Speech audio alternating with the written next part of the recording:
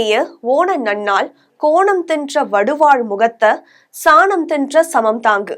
இத்தகைய வரிகள் மாங்குடி மருதனார் இயற்றிய தமிழ் நூலான மதுரை காஞ்சில இருக்கு. அதாவது பாண்டிய மன்னர்கள், தமிழ்நாட்டை ஆண்ட பாண்டிய மன்னர்கள் இந்த ஓணம் பண்டிகைய 10 நாள் கொண்டாட்டமாக எப்படி கொண்டாடினாங்க அப்படின்றத இந்த வரிகள் சொல்லுது. ஓணம் நல்வாழ்த்துக்களை கூறி நிகழ்ச்சிக்குள்ள போலாம். ஓணம் வார்த்தை, இந்த ஓணம் வார்த்தையினுடைய ஆரிஜின் என்னன்னு நம்ம பார்க்க போனோமே ஆனால் சமஸ்கிருத வார்த்தையான ஸ்ராவண அப்படிங்கிற வார்த்தையிலிருந்து டிரைவ் ஆயிருக்கு. ஸ்ராவண வார்த்தையினுடைய பொருள் என்னன்னு பார்த்தோமே ஆனால் 27 நட்சத்திரங்களினுடைய கன்ஸ்டலேஷன், அதாவது கூட்டு. இந்த 27 ஸ்டார்ஸினுடைய கூட்டை குறிக்கக்கூடிய சமஸ்கிருத வார்த்தை தான் ஸ்ராவண. இந்த ஸ்ராவண வார்த்தையினுடைய பொருளிலிருந்து தான் ஓணம் அப்படின்ற வார்த்தை டிரைவ் ஆயிருக்கும் அப்படிங்கிறது பல பேரினுடைய நம்பிக்கை. மேலும் இந்த ஓணம் பண்டிகை 1 நாள் அல்ல, 2 நாள் அல்ல, 10 நாள் கொண்டாட்டமாக கொண்டாடப்படுகிறது. இந்த 10 நாள் கொண்டாட்டத்திலும் ஒவ்வொரு நாளும் ஒவ்வொரு நட்சத்திரத்தை குறிக்கும் அளவிற்கு கொண்டாடப்படுகிறது. அந்த வகையில் முதல் நாள் அத்தம் நட்சத்திரத்திலும், 2ஆம் நாள் சித்திர நட்சத்திரம், 3ஆம் நாள் சுவாதி, 4ஆம் நாள் விசாகம், 5ஆம் நாள் அனுஷம், 6ஆம் நாள் திருக்கேட்டை, 7ஆம் நாள் மூலம், 8ஆம் நாள் பூராடம், 9ஆம் நாள் உத்ராடம், இறுதியாக 10ஆம் நாள் மெகா பண்டிகையாக திருவோணமாக கொண்டாடப்படுகிறது.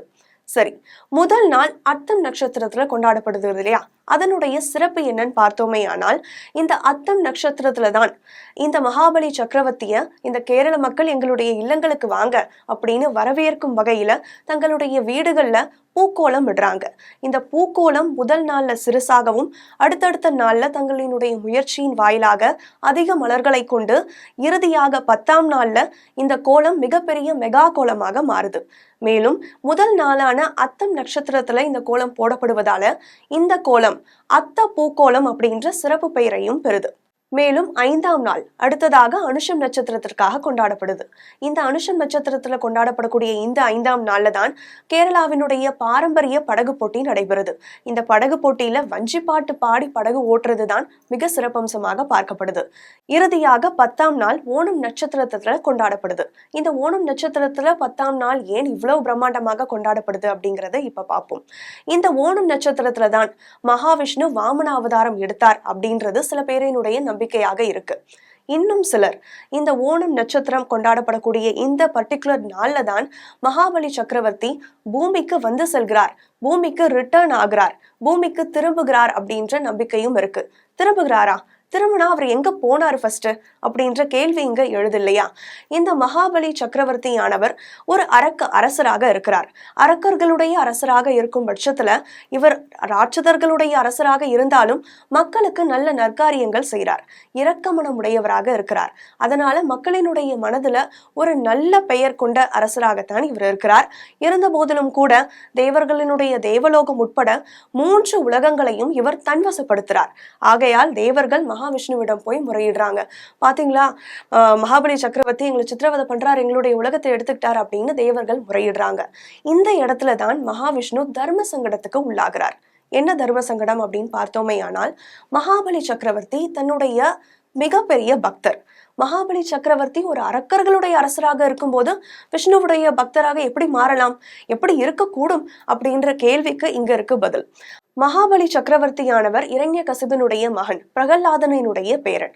பிரகல்லாதன் ஏன் இவ்வளவு பிரசித்தி பெற்றார் அப்படின்னு பார்த்தோமே ஆனால் தன்னுடைய தந்தை இரண்யகசிபு தன்னுடைய பெயரை சொல் அப்படின்னு தன்னுடைய மகனுக்கு கட்டளையிட்ட போதும் நான் மகாவிஷ்ணுவினுடைய நாமத்தை மட்டும்தான் சொல்லுவேன்னு பிரகல்லாதன் சொல்லி சிம்மாவதார மகாவிஷ்ணு எடுத்து தன்னுடைய தந்தையை அழித்திருக்கிறார். இந்த மகாபலி சக்கரவர்த்தி தான் பிரகல்லாதனினுடைய பேரன். பிரகல்லாதன் யாரு? மகாவிஷ்ணு சிம்ம அவதாரம் எடுத்த இரண்யகசிபுவை அழித்தார் இல்லையா? ஏன் அழித்தார்னு பார்த்தா இரண்யகசிபு தன்னுடைய மகனை சித்திரவதை செய்கிறார். என்னுடைய நாமத்தை சொல்லு அப்படின்னு சொல்லும் போது நான் மகாவிஷ்ணுவினுடைய நாமத்தை மட்டும்தான் சொல்லுவேன்னு பிரகல்லாதன் சொல்லும் போது சிம்மாவதாரம் எடுத்த மகாவிஷ்ணு இரண்யகசிபுவை அழிக்கிறார். சோ இந்த மகாபலி சக்கரவர்த்தி அந்த பிரகல்லாதனினுடைய பேரன். அந்த மரபு தொடரும் வகையில் மகாவிஷ்ணுவுடைய பக்தராக இந்த மகாபலி சக்கரவர்த்தியும் இருக்கிறார். இந்த மகாபலி சக்கரவர்த்தி தன்னுடைய பக்தராக இருக்கும்போது அவருடைய மனசு நோகடிச்சுட்டு நான் எப்படி அவர்கிட்ட இருந்து இந்த தேவலோகத்தை எடுத்துக்கிட்டு தேவர்களுக்கு கொடுக்கறது அப்படிங்கிறது மகாவிஷ்ணுவுக்கு ஏற்பட்ட ஒரு தர்ம சங்கடமான சூழல். இந்த சூழல்ல தான் மகாவிஷ்ணு வாமன அவதாரம் எடுத்து மகாபலி சக்கரவர்த்தி கிட்ட ஒரு தானமாக கேட்கிறார். 3 அடி மண் கேட்கிறார். இந்த 3 அடி மண்ணை கொடுக்கக்கூடிய மகாபலி சக்கரவர்த்தி கிட்ட தானம் கேட்ட மகாவிஷ்ணு 2 அடியிலேயே இதுவரை மகாபலி சக்கரவர்த்தி ஆண்ட அனைத்து இடங்களையும் தன்வசப்படுத்துறார். 3வது அடியை நான் எங்க எடுத்து வைக்க அப்படின்னு வாமனாவதாரம் எடுத்த மகாவிஷ்ணு கேட்க மகாபலி சக்கரவர்த்தி என்னுடைய தலையிலே வைங்கன்னு சொல்றார். அப்படி மகாபலி சக்கரவர்த்தியினுடைய தலையில மகாவிஷ்ணு கால் வைக்க மகாபலி சக்கரவர்த்தி பாதாளத்துக்கு சென்று விடுறார். இந்த பாதாளத்திலேந்து ஆண்டிற்கு ஒரு முறை பூமிக்கு வருகிறார் இந்த மகாபலி சக்கரவர்த்தி.